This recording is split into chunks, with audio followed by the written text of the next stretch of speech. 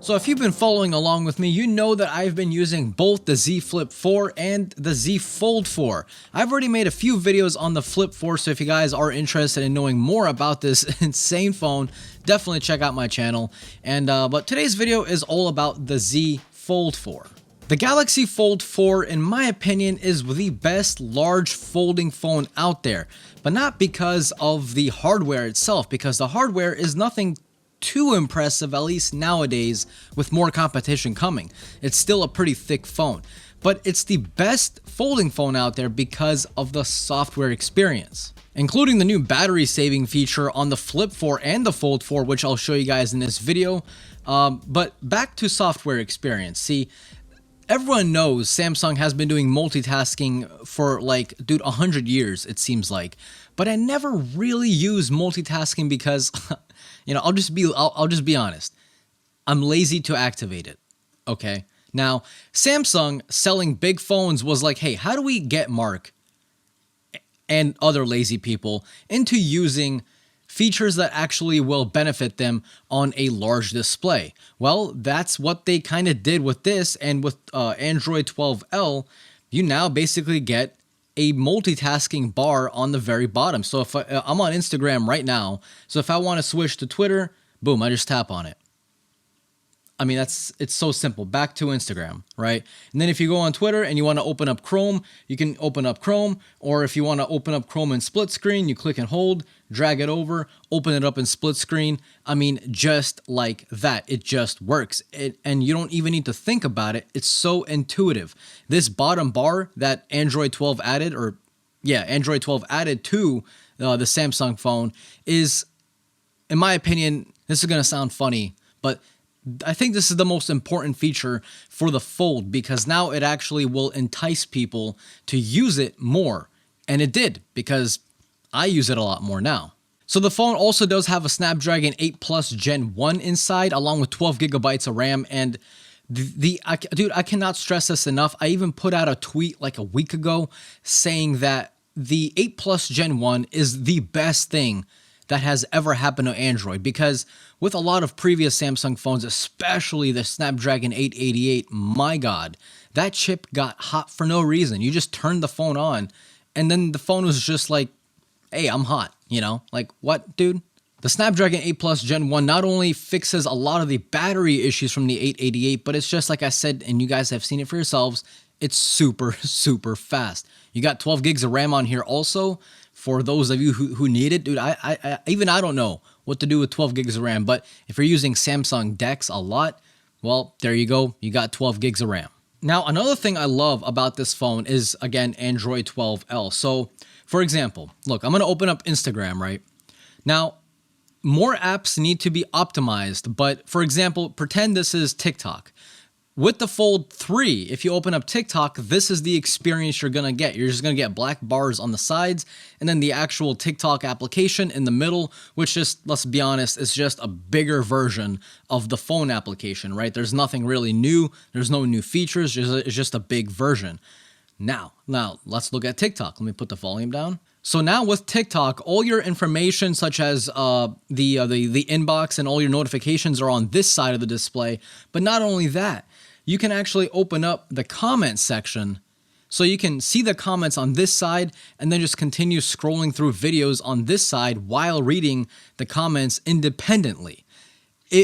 Dude, if more phones, not more phones, but if more apps will take advantage of Android 12L and actually bring us not just a big version of the phone app, but the actual Fold version of the phone app, dude, that would be insane. Like now, looking at TikTok using the Fold, it actually has its benefits over the phone version or over the normal phone version, because you can read comments and watch videos at the same time, and it's so good. Android 12L is perfect. Not a single glitch that I've experienced, no slowdowns whatsoever. It's perfect. Honestly, it's perfect. So now let's talk about the cover display. Now, the cover display did get just wide enough to where you don't want to throw your phone every single time you use the cover display. It is actually wide enough to really use and not feel like you're kind of missing out except when you're looking at things like Instagram stories or even TikTok from the cover display. If there's text on the screen and the text is too long, the cover display will completely cut that text. So you won't be able to read the full sentence or whatever else that the person put on screen. So you're going to have to open up the phone regardless to see what that video or that post is saying. So it's still not a perfect cover display, but it did get better. And the only thing I would really want Samsung to do is, hey, just make it thicker, okay? That's it. That's all I'm asking, and I think a lot of people would also appreciate if the cover display was large enough to where you can actually use it as a completely independent display and not have to open up the phone to read text because the cover display cuts it off. Just make it a little bit better, and I'm sure you guys will. So the cameras on the phone also did get a pretty large upgrade, and here are some sample shots comparing to the Flip 4, so you guys can kind of see the difference if you're stuck on whether you want to pick up the Fold 4 or the Flip 4. But the Fold 4, the main 50 megapixel camera, looks honestly crazy good. I think it's a huge step up from the Fold 3, which actually used the cameras from the Fold 2. But honestly, even the Flip 4 looks really damn good, aside from the fact that it doesn't really have a telephoto camera. But other than that, what do you guys think? Is there a large difference between the Flip 4 and the Fold 4? I know if once you start zooming in, the 50 megapixels on the Fold 4 really start to shine. But when you're looking at them side by side, what do you guys think? Do you see a difference? Flex mode on the phone is actually really cool because you have so many options on how you want to use it. Do you want to watch a YouTube video with the phone open in a laptop style? Well, you can do that. Or do you want to flip it around and use the cover display instead? Well, you can do that too. Want to fold the phone and use the selfie camera to video chat? Well, you can. The choice is yours. Now, if you enjoy recording yourself or taking a group picture using the better cameras on the back, this is another great feature, is basically flex mode, and you can actually see yourself in the cover display using the rear cameras. And then once you're in this mode, the back of the phone is completely turned off. You do get some text letting you know how to cancel it, but you can touch the actual main display all you want, and it's not going to interact with the cover display. Now that's pretty smart. So you can just do this and just completely vlog, and you see yourself in a big display. And that again, see, it's the software features that really make the Samsung phones honestly the best foldables.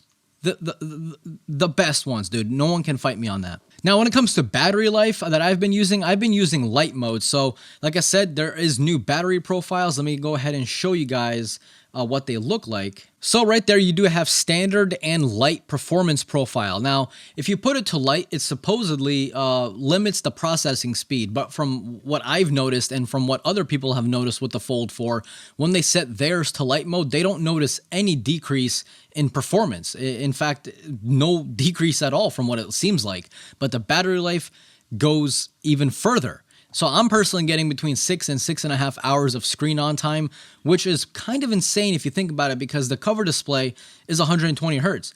You open it up, you also get 120 hertz, and from a pretty large display as well. So the fact that it's lasting 6 to 6.5 hours, I mean, that's impressive. There are candy bar phones that don't even last that long, and they don't fold. So this is a big win for Samsung.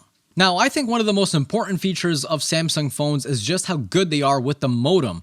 The cellular connectivity on this phone is outstanding. There's a big stretch of windy back roads where I live, and I always like to drive on there. I like to blast the music, put the windows down, especially when it's nice and cool outside. Oh my God, it's so good, dude.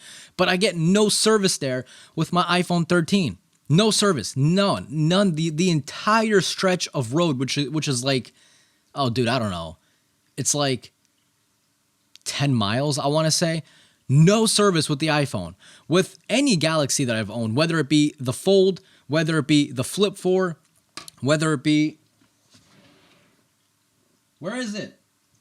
Whether it be the S22 Ultra, I get service everywhere down that road. It's not 5G, of course, but it is full bars of LTE. But that's, if you ask me, that's better than not having service at all.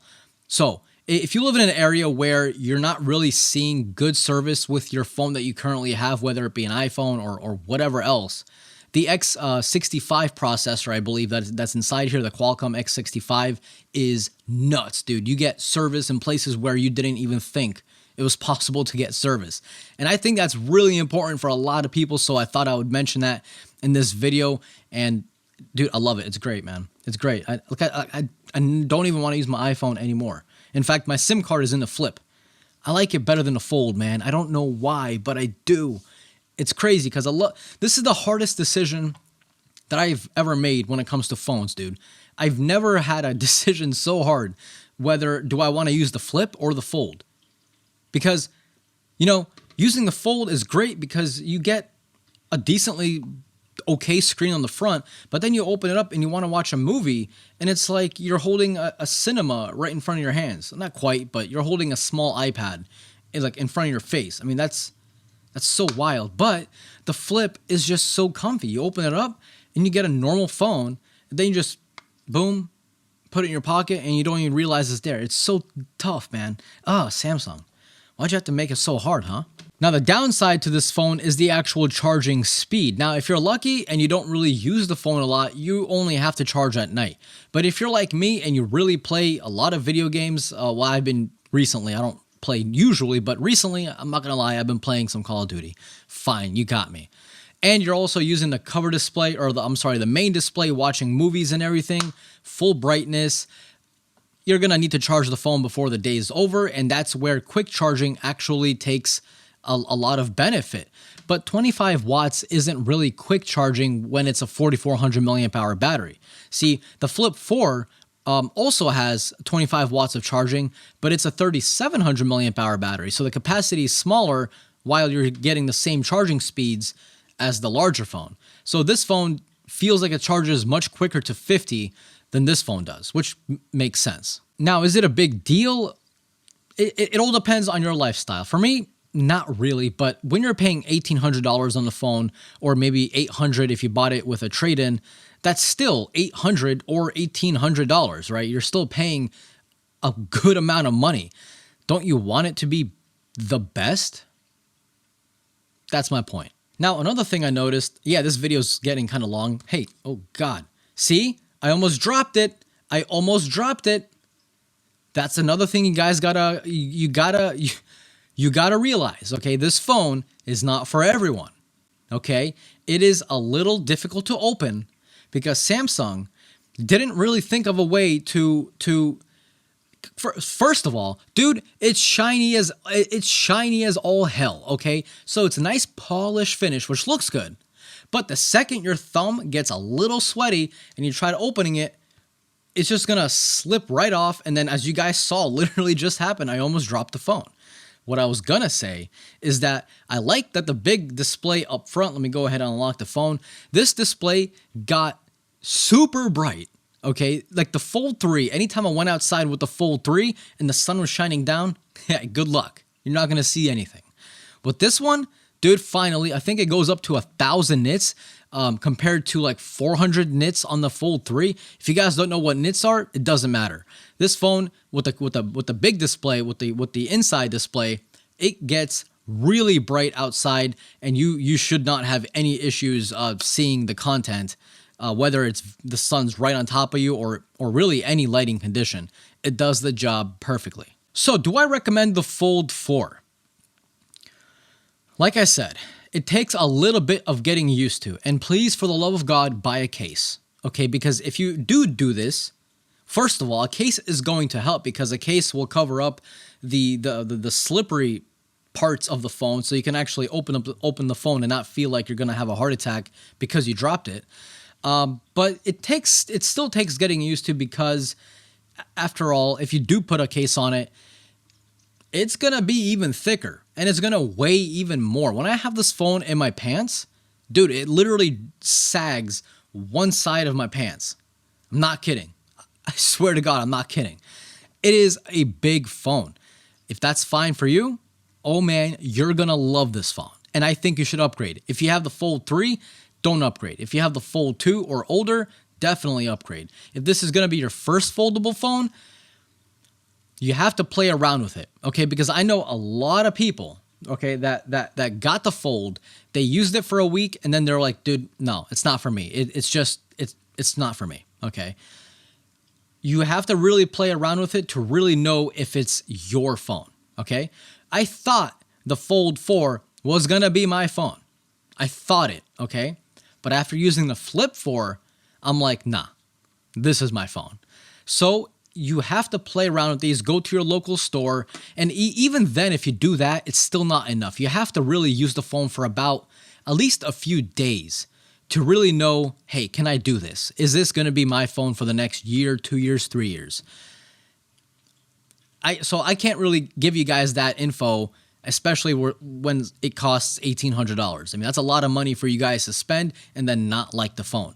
But you got to try it out. So what do you guys think? Did you guys get the Fold 4? If you did, leave comments down below. How's your experience? And it'll help other people as well. And if you are getting the Fold 4, why are you getting it? What are the reasons you're getting it? Why the Fold over the Flip? I want to know everything. So let me know down below in the comments again. And as always, this was Mark from Mark's Tech. Adios.